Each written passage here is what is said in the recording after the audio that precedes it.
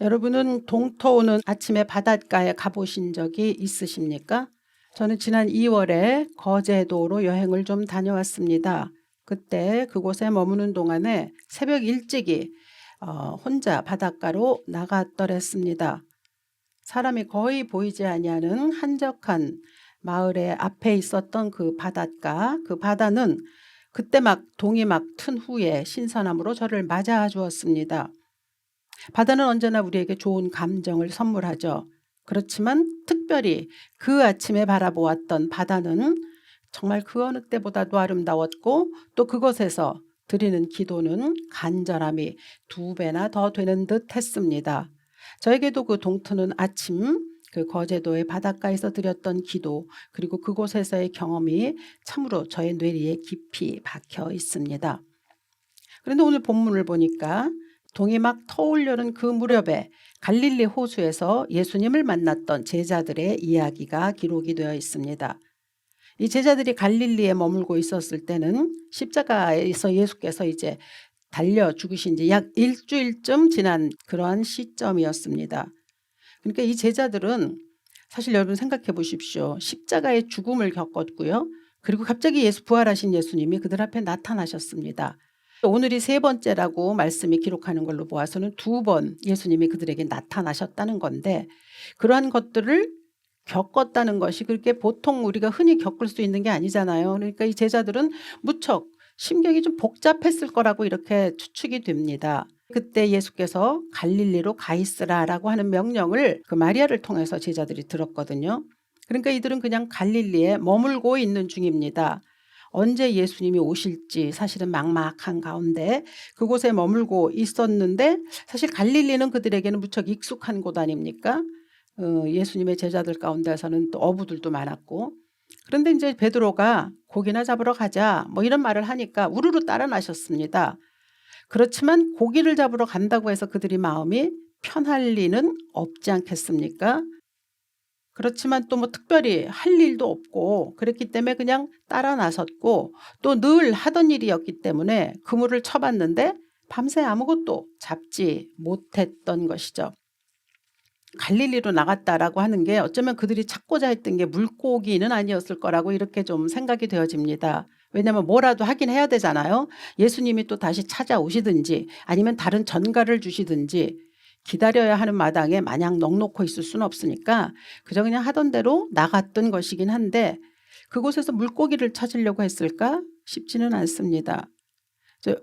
만약에 우리가 예수 없이 살아간다면 어떻게 해야 되는가, 그렇다고 하면 내 삶은 어떻게 이루어지실 것인가 뭐 하는 이런 시간을 보내는 방법이 아니었겠는가 이제 이렇게 여겨집니다. 그런데 그곳으로 예수께서 찾아오셨습니다.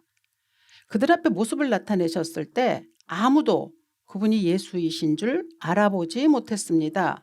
다만 너희에게 고기가 좀 있니? 라고 물어보셨을 때 아니요, 없습니다. 그저 예수님이 언젠가 누가복음에서도 한번 그런 말씀을 하신 적이 있듯이 배 오른편에 그물을 던지라 라고 그렇게 말씀하시는 음성이 들렸을 때, 그때 그리고 고기가 막 잡혔을 때 요한이 단박에 그분이 예수이신 줄 알아보았습니다. 뭐 가장 깊은 사랑을 하고 있는 사람은 그 사랑하는 대상을 향한 직관이 너무너무 뚜렷하고 분명하다는 말이 있는데, 요한이 가장 많이 사랑을 받았음인지 어쨌든 그가 예수님인 걸 금방 알아챘습니다. 그리고 소리쳤죠. 주님이시다. 얼마나 반가웠겠습니까? 그런데 좀 좀 장면에서 흥미로운 건 예수님을 먼저 발견한 건 요한이거든요. 근데 그 예수께로 뛰어갔던 건 베드로라는 거죠. 베드로가 이제 그 고기를 잡다 보니 옷을 벗고 있었는데 그 와중에도 겉옷을 찾아 입고 예의를 갖추면서 예수님에게로 뛰어갔다라고 성경은 기록합니다. 어쩌면 그게 이제 베드로의 수제자됨의 소명 뭐 이런 것들을 표현하는 것이 아닐까 이렇게 생각해 볼 수도 있겠죠. 이들이 지금 밤새 허탕 쳤단 말이에요. 이 갈릴리에서는 밤에 나가서 고기를 잡습니다. 그런데 허탕치고 돌아왔는데 오른편에 그물을 던지라 하는 말씀을 쫓아서 오른편에 그물을 던졌더니 153마리의 고기가 잡혔다라고 그렇게 이야기를 하고 있습니다. 그렇다면 사실 밤새 고기를 한 마리도 잡지 못했는데 고기가 잡혔다라고 하는 건 예수님의 말씀에 따른 기적이 일어났다라고 하는 것을 우리가 알 수 있겠는데, 지금 예수님과 함께 있는 사람은 오직 예수님의 제자 몇 사람뿐이었습니다. 그렇다면 예수님의 이 제자들에게 예수께서 이 기적을 보여주신 것, 그것은 분명히 무슨 이유가 있지 않겠습니까? 뭐 먹을 것이 필요했을 때 또 아픈 사람들에게 했던 건 다 그 사람들의 필요에 따라 뭔가를 기적을 행하셨다면, 분명히 지금 오늘 이 예수님께서 이들 앞에서 이런 기적을 보여주셨다는 건 이유가 있을 것이라는 거죠. 이들이 만약에 어부의 삶으로 돌아갔다 그러면 고기가 많이 잡혔다는 게 뭐 해석이 될 수 있습니다만, 이들은 어부가 이젠 아니잖아요. 예수님의 제자거든요. 이 사람들에게 일어났던 153마리나 되는 고기가 막 잡혔던 이 기적은 이겁니다. 예수께서 그들을 부르셨을 때 내가 너희로 사람을 낚는 어부가 되게 하리라 라고 하신 그 예수님께서 제자들에게 주셨던 소명, 그 소명을 다시금 일깨워주는 표적으로서 나타난 사건입니다. 그러니까 이들이 예수님의 말씀을 따라, 명령을 따라 그물을 던지자 고기가 잡혔다라고 하는 거죠. 그러면 그 경험들이 이들의 지금 몸에 말하자면 체화될 거 아닙니까? 앞으로 나가서 제자들은 예수께서 하신 일, 복음 전파의 일을 해야 될 사람들이거든요. 그러니까 그렇다고 한다면 그 일을 하기 위해서 예수께서 지금 어떤 시청각 교육의 일환으로 보여주셨다라고 말해도 될 것 같습니다. 사실 이때의 이 제자들의 경험은 자신들이 나가서 복음을 전파하는 가운데에서 수많은 좌절도 겪고 또 여러 가지 어려움도 겪었겠지만, 그때마다 그들의 뇌리에서는 이 표적이 생각나지 않았을까요? 그들로 하여금 다시 한번 또 한 걸음 나아갈 수 있게 하는 계기가 되었을 것이 분명하잖아요. 그러니까 그렇게 예수께서 그들을 향하여 베풀어 주셨다는 거죠. 이 제자들뿐만 아니라 우리 그리스도인들 역시 다 예수 그리스도의 제자입니다.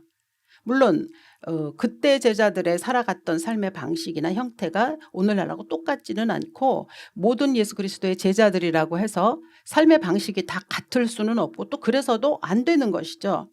사람마다 허락된 삶의 형태도 다르고 또 살아갈 수 있는데 필요한 소명도 각자 다릅니다. 그렇지만 분명한 거 한 가지는, 우리는 모두 하나님의 작품으로 이 땅에 창조되심을 입어서 나온 사람들이고, 이 땅을 살아가는 동안에는 분명히 하나님께서 우리를 통하여 하시고자 하시는 일들이 있다라고 하는 점입니다. 그냥 어영부영 세월 보내는 킬링타임 하는 사람들은 아닙니다.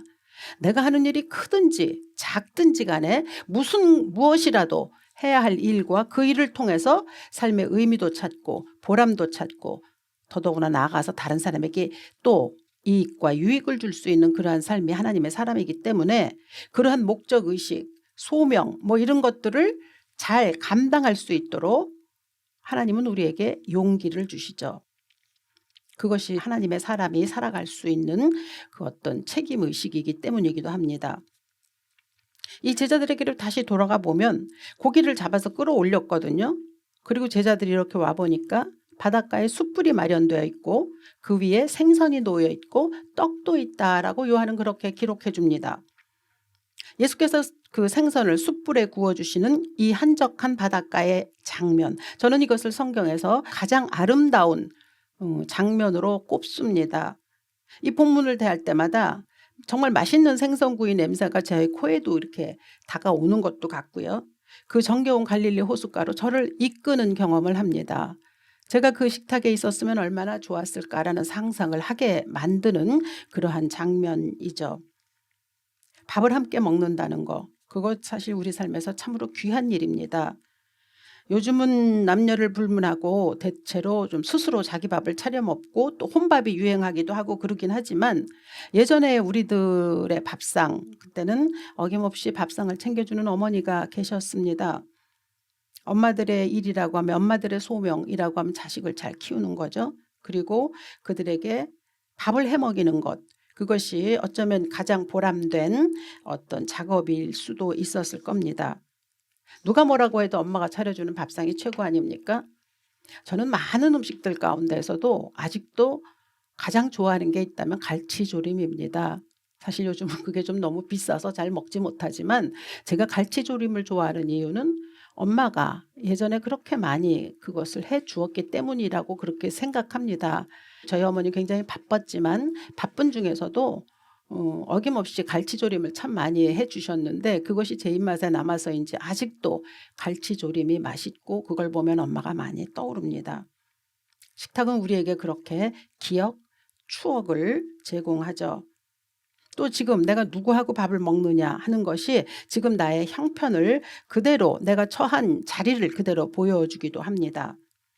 아무튼 제자들이 지금 예수님이 와서 조반을 먹으라 라고 초대를 하셨는데 아무 말도 못하고 그냥 그 앞에 이렇게 대면대면 서 있었습니다.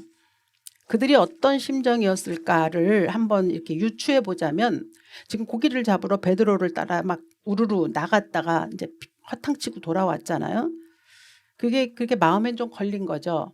예수님이 갈릴리에 머물라고 했기 때문에 그곳에 있기는 하지만 그리고 우리가 지금 고기를 잡을 군번은 아니잖아 뭐 이런 생각도 했을 거기 때문에 뭔가 마음에 좀 걸렸을 것 아닐까 싶다는 거죠.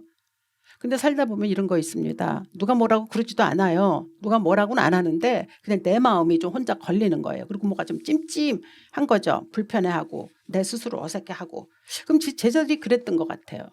그래서 저에게는 이 장면이 어떤 것들을 오버랩 시키냐 하면 마치 잠깐 자식이 가출했다가 집으로 돌아왔습니다. 그런데 엄마가 그냥 아무 말도 없이 그에게 밥상을 차려주는 거죠.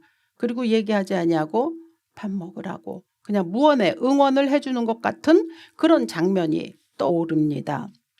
예수님은 지금 이 갈릴리에 있는 제자들 그때 뭐 12제자 가롯 유다를 빼고는 11명이겠지만 그들이 뭘 해야 될지 막 좀 말하자면 우왕좌왕하고 갈팡질팡하는 그들의 심정을 예수님 모르는 바 아닙니다. 또 당신 앞에서 지금 두려움과 경외심으로 막 이렇게 좀 떨고 있잖아요. 왜냐하면 죽음을 겪었는데 그다음에 부활하신 예수가 2번이나 나타나시고 금방 사라지시고 하는 걸 경험했으니까 이 사람들이 사실 조금 어렵지 않겠습니까? 근데 그 모든 것들을 예수님이 다 하시는 거예요. 그렇기 때문에 아무 말씀 안 하시고 그저 숯불을 준비하시고 생선을 구우시는 거죠. 누구보다도 그 제자들의 심정을 이해하시는 거고 밥을 챙겨주시는 그 예수님의 모습에서 저는 분명히 믿기는 이 제자들이 내가 가야 할 길은 이런 길이겠다라는 것을 어렴풋이 생각했으리라고 그렇게 저는 믿습니다. 사실 여러분 그렇잖아요. 우리가 때로 보면은 아무 말 없이 그냥 배려해주고 베풀어주는 그 순간이 그 상대방으로 하여금 가야 할 길을 갈 수 있는 용기를 허락한다는 거. 그런 것들을 우리 삶에서도 보지만 성경의 구약의 엘리야를 통해서도 봅니다. 엘리야 잘 아시잖아요. 선지자 중에 선지자라고 불리는 사람이죠. 아합과 이세벨의 선지자 850명과 싸웠을 때 그들 모두를 다 물리치고 이겨냈고 그리고 엘리야가 기도하니 3년 6개월 동안 비가 오지 않다가 그가 다시 기도를 하니 그제서야 비가 내렸다라고 하는 기록이 있을 정도니까 정말 위대한 선지자임에는 틀림없죠. 그랬는데 야고보 기자가 말한 것처럼 그도 우리와 성정이 같은지라 그러니까 우리 같은 보통 사람이라는 거죠. 그래서 그랬는지 그 이세벨의 그 포악한 그 협박이 좀 두려웠던 모양입니다. 그래서 그가 어떻게 했냐면 광야로 숨어 들어갔죠. 그리고 나 그만 죽고 싶습니다 라고 그렇게 하나님 앞에 엎드린 때가 있습니다. 근데 그가 그렇게 광야로 들어가서 죽고 싶다고 하나님 앞에 투덜댔을 때 하나님 아무 말씀 안 하셨습니다. 그리고 천사를 통해 그를 먹이셨다는 기록이 열왕기상 19장에 나와 있습니다. 그 말씀을 읽어보면 로뎀나무 아래 누워 자더니 천사가 그를 어루만지며 그에게 이르되 일어나서 먹으라 하는지라. 본즉 머리맡에 숯불에 구운 떡과 한 병 물이 있더라. 이에 먹고 마시고 다시 누웠더니 그러니까 그거 먹고도 일어날 수가 없었다는 거예요. 그러자 하나님께서는 그 뒤에 쭉 이어지는 본문을 보면 또다시 천사를 보내서 또 그를 먹이십니다. 그러고 난 후에야 엘리야는 힘을 얻죠. 힘을 얻어서 드디어 하나님의 산 호렙에 올라가게 되고 그곳에서 하나님께서 그로 하여금 하라고 주시는 소명을 다시 한번 재확인하고 받게 됩니다. 엘리야도 이랬을진데 우리의 삶을 한번 되돌아보겠습니다. 우리 역시 밤새 고기 한 마리도 잡지 못한 이 제자들처럼 허망함이 들 때도 있고 낙심할 때도 있고 또 우왕좌왕하는 때도 있습니다. 그리스도인으로 제대로 살아가지 못하고 있는 자신을 보면서 실망하기도 하고요. 또 갈등하기도 해서 마음이 복잡한 때도 있죠. 그런가 하면 삶이 잘 풀리지 않아서 속상한 때도 있습니다. 뭐 자식도 속 썩일 때도 있고요. 또 부부관계가 잘 좋지 않을 때도 있고 경제적인 문제가 우리에게 닥쳐왔을 때도 있고 무엇보다 우리를 괴롭히는 질병의 문제로 인하여 이제 한 걸음 나갈까 싶으면 또다시 주저앉게 되는 일이 많죠. 이제 제가 제 친구들을 만났더니 그렇게 말하더라고요. 이제 조금 살만해서 뭐 여행이라도 좀 가볼까 했더니 건강이 내 발목을 잡는구나 라고 그렇게 카톡을 보내온 걸 보면서 좀 씁쓸한 생각은 들었습니다. 뭐 어쩔 수 없는 하나님의 법칙이죠. 나이가 들면 모든 기능이 연약해지는 것은 어쩔 수 없지만 어쨌든 그러한 여러 가지 일들이 우리를 낙심하게 만듭니다. 속상할 때가 많죠. 그런데 세상은 혼탁하고 그리고 또 나 스스로는 절망감이 들고 그러기 때문에 어쩌면 이 오늘 제자들처럼 사실 동이 터오는 그 찬란한 햇살 아래로 예수께서 찾아오신 거거든요. 근데 예수를 못 봤어요. 그냥 자기들의 빈 거물만 본 거죠. 그리고 자기들의 처지만 보는 거죠. 어쩌면 좋을까라고 하는 암담한 미래만 보고 있는 거죠. 그런가 하면 뭐 이 엘리야처럼 그렇게 큰 일을 이루었음에도 불구하고 또다시 그냥 광야로 들어가서 죽고 싶다라고 그렇게 말을 했죠. 우리도 삶에서 보면 숨고 싶은 때 있잖아요. 만사가 다 귀찮을 때 없으십니까? 세상 다 끝난 것 같고 누구 만나기도 싫고 그래서 전화 와도 받지도 않고 뭐 카톡 와도 그냥 안 받아버리고 그런 때도 많이 있습니다. 남들이 주는 어떤 소리도 사실 그게 좀 달갑지가 않은 거죠. 그런데 이때 우리가 놓치지 않아야 하는 것은 하나님은 우리의 삶에 찾아오신다는 거예요. 왜요? 우리가 그분의 자녀이기 때문에. 우리가 사랑하는 자녀들을 그대로 내버려 두지 않잖아요. 내버려 두고 있다 할지라도 머릿속으로 마음속으로는 항상 이렇게 가지고 있는 것처럼 하나님은 우리의 모든 삶을 일거수일투족을 지켜보십니다. 그대로 두지 않으세요. 연약할 때 결코 재촉하지 않으십니다.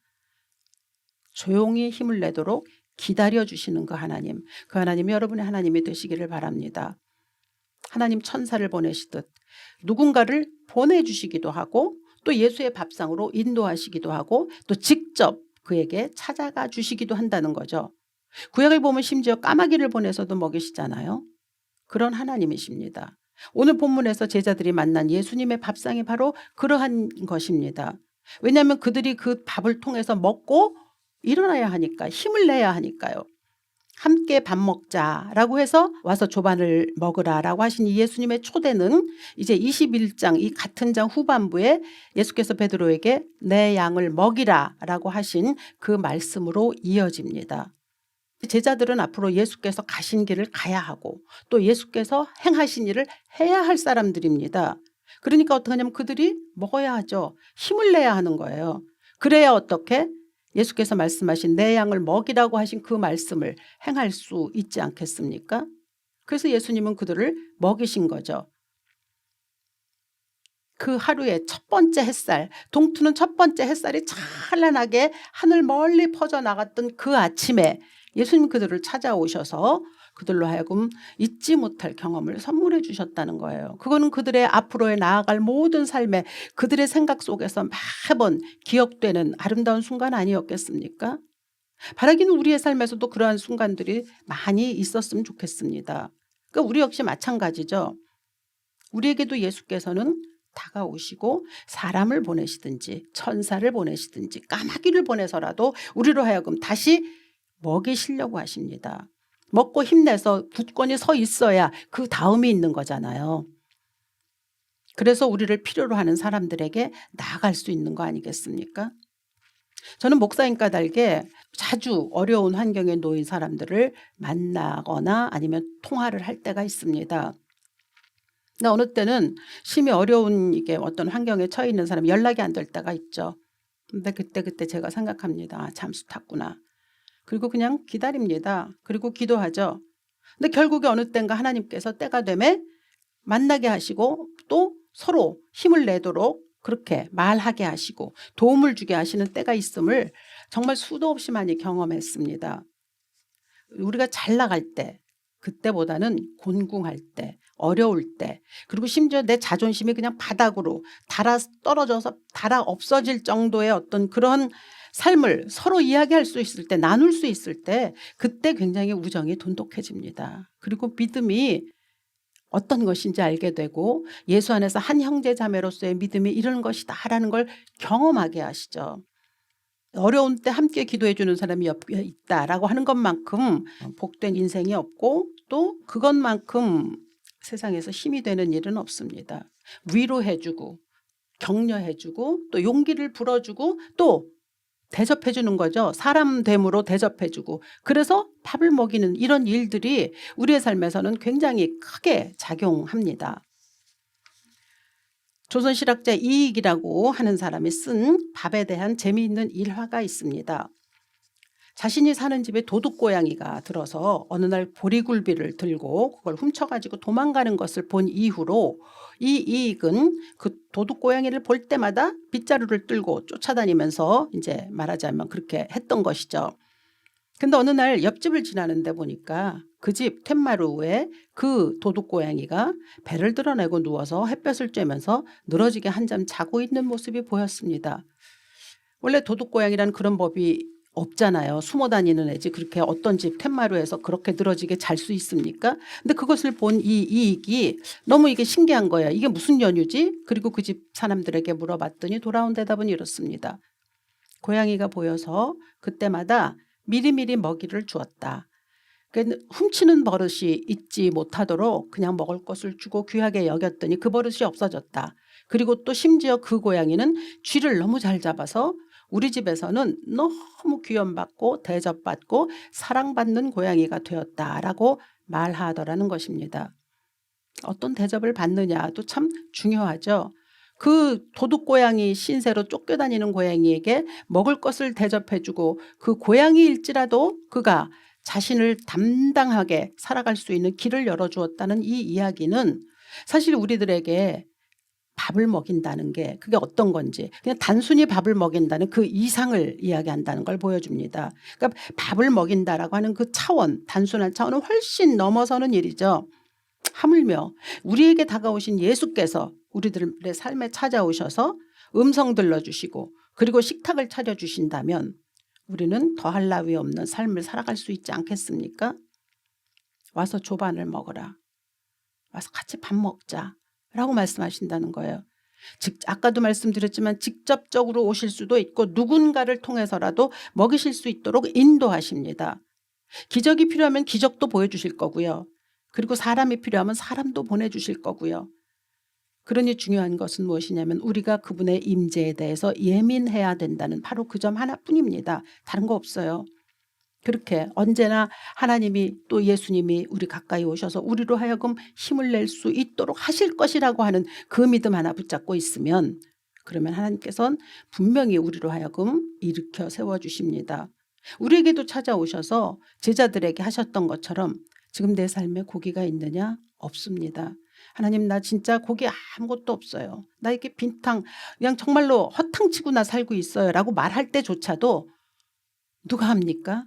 내 오른편에 그물을 던지라라고 하는, 우리에게 따른, 우리의 처지에 따른 하나님의 솔루션, 예수님의 솔루션이 저는 분명히 있을 거라고 그렇게 믿습니다. 그래서 우리가 어찌할 바를 모를 때 알려주신다는 거예요.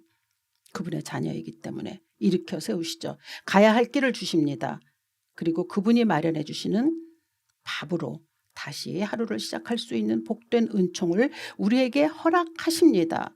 이 말씀이 여러분의 삶에서 그대로 적용될 수 있기를 정말 간절히 소망합니다. 성경에 나와 있는 모든 말씀은 그들만을 위한 말씀이 아니에요. 오늘날 현대를 살아가고 있는 모든 하나님의 자녀들에게 주시는 놀라운 은총이요 축복입니다. 그래서 우리는 맞아요, 난 예수님이 주시는 밥을 먹지 않고는 살아갈 수 없습니다 라고 고백하는 그것이 바로 믿음이죠. 우리를 찾아오셔서 밥상을 차려주시고 와서 조반을 먹으라 라고 하시는 그 예수님의 은혜가 없었다면 사실 우리는 지탱할 수 없을 것입니다. 마침 오늘 우리는 성찬을 받습니다. 성찬은 그분의 몸과 피를 나누는 거룩한 예전입니다. 예수께서 당신의 생명의 일부를 우리에게 허락하셔서 우리의 공허함, 연약함, 무지함 이런 것들을 채워주시는 시간이 바로 성찬 예전의 시간입니다. 예수님은 끊임없이 우리에게 다가오셔서 어둠의 세력을 물리치도록 힘을 주십니다. 그분이 찢기신 살, 또 그분이 흘리신 그리스도의 보혈, 그것으로 우리로 하여금 이 어두운 세상에서 이길 수 있는 강건함, 그리고 이길 수 있는 능력을 허락하시는 복된 시간이 바로 우리에게 주어지는 성찬의 시간입니다. 그래서 성찬은 매우 귀하게 우리가 여기고 경건함으로 임해야 하는 하나님의 예전이고 우리에게 베푸신 사랑의 식탁이기도 합니다. 당신의 몸과 당신의 피로 직접 차려주시는 식탁이 바로 성찬인 것이죠. 바로 오늘 이 말씀과 더불어 성찬이 있다는 것이 참 저는 기뻤습니다. 삶의 모든 여정 속에 새벽에 떠오르는 태양처럼 우리를 찾아오시는 그 예수님, 그리고 찬란한 아침을 선물하시는 그 예수님과 동행하시기를 간절히 소망합니다. 매일매일 동트는 아침에 예수를 만나실 수 있는 여러분이 되시기를 바랍니다. 그 어떤 절망 가운데 놓여 있을지라도 찾아오시는 예수님을 만나 그분이 제공하시는 찬란한 햇살을 받아 누릴 수 있는, 그래서 동터오는 그 아침에 만나는 예수로 인하여 여러분의 삶들이 참으로 복된 삶이 될 수 있기를, 그리고 그분이 차려주시는 밥상으로 힘을 얻어 또 한 번 나아갈 수 있고 다른 사람에게도 또 그 놀라운 은혜를 나누어 줄 수 있는 그러한 여러분이 되실 수 있기를 이 아침 주 예수의 이름으로 축원합니다. 살아계신 아버지, 예수께서 그 아침에 그들을 찾아가셨을 때 그들이 예수가 누구이신지 몰랐습니다. 그러나 시간이 지남에 따라 예수께서 그들에게 알게 하시고 또 예수님의 사랑을 보여주셨음에 그들이 힘을 얻었음이 분명합니다. 그들로 하여금 삶을 살아갈 수 있는 목적의식과 소명을 일깨워 주시기 위해 기적도 베풀어 주시고 물고기도 잡히게 하시고 또 친히 식탁도 차려주신 예수님, 우리의 삶에서도 동일하게 역사하실 것을 분명히 믿습니다. 우리의 삶 가운데 지치고 어려운 일이 있을지라도 찾아오시고 와서 밥 먹자라고 말씀하시는 그 예수님 바라볼 수 있도록, 삶이 지쳐서 동토온 그 찬란한 햇살을 보지 못하고 내 삶의 어두운 면만을 보는 어리석은 자들 되지 말게 하시고 그 햇살 가운데 우리 곁에 계시는 예수님 바라볼 수 있는 영안이 뜨일 수 있도록 우리 모두를 축복하여 주시옵소서. 주 예수 그리스도 귀하신 이름으로 기도합니다. 아멘.